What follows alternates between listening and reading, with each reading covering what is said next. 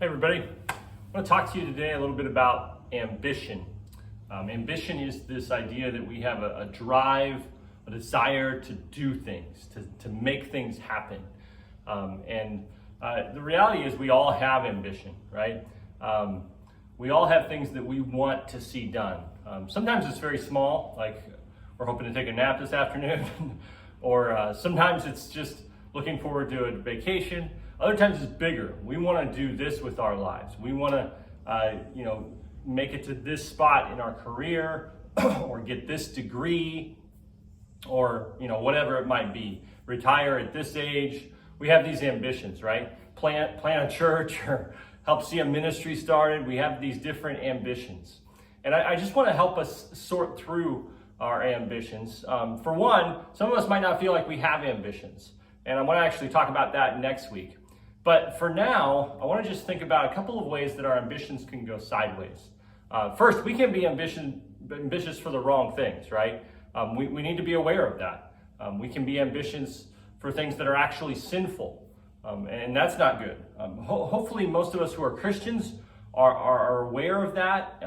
Our conscience, the Spirit is convicting us that ambitions for illicit pleasures or taking advantage of people or whatever that might be would be sinful. We don't want those ambitions. We want to kill those ambitions instead. We want to replace those with better ambitions. Ambitions for doing good. Ambitions for things that God has made us for, to be creative and to serve people and to provide for others and so forth, right? So there's this idea of what our ambitions themselves, the things we're ambitious for can be sinful. That one probably is not as much of an issue as the second one. The second danger we have to watch out for is having ambitions that are purely selfishly motivated. You can be ambitious for all kinds of good things, even things that seem, directly, almost unarguably good, and you can be selfish in those ambitions, right? You can desire to see a new ministry started or a church planted so that ultimately it's about you. The ambition is selfish. It's to make you feel like you've accomplished something, or it's get you applause or whatever it might be. Your ambitions can be there for the wrong reasons, right? And then conversely, they can be there for the right reasons. Things that you might be wary of can actually be good ambitions. Your desire to get a promotion and to be the best at what you do could be a good ambition to show off who God is, to honor Him, and to do as much good as you can to the people that in your company and the people your company serves or so forth, right? So you can have ambitions for all sorts of things. Even the ambition to make money can be an ambition to provide for your family and maybe to give to others and use your money to further the gospel and so forth, right? So that's a huge question we got to ask ourselves, and it can be hard to seek out in our own hearts, right? I can remember when we were looking at church planting down here.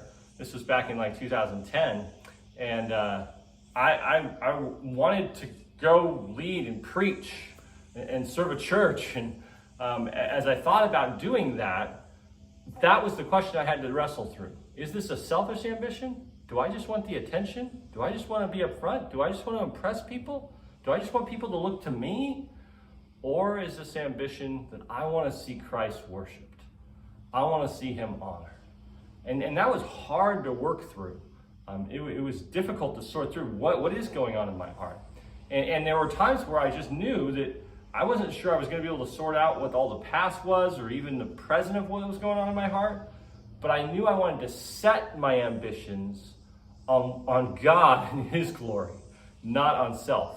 So there's a selfish ambition, and there's a God-centered or gospel ambition that we can have, a loving others ambition we can have, and that goes in all of our ambitions. So ask yourself that: is my ambition to take a nap because I just love myself, or is it an ambition that I want to honor God by resting, knowing that He can handle things? I want to love others by resting well, so that I can then go serve them well. I want to give thanks to God for the gift of sleep. You can see how it can be very self-oriented or others God-centered and oriented? And so just asking yourself, what's my ambition about? Is it about me and my glory, my desires, and what is my ambition? Or is it about God's glory, about the furtherance of the gospel, about loving others? What is the ultimate goal of my ambitions? So we have ambitions. Let's check our motives, check what's behind our ambitions. Are these ambitions themselves good? And then are they being driven by motives that are centered around God and around loving others? So love you guys. Hope that's helpful. Have a good one.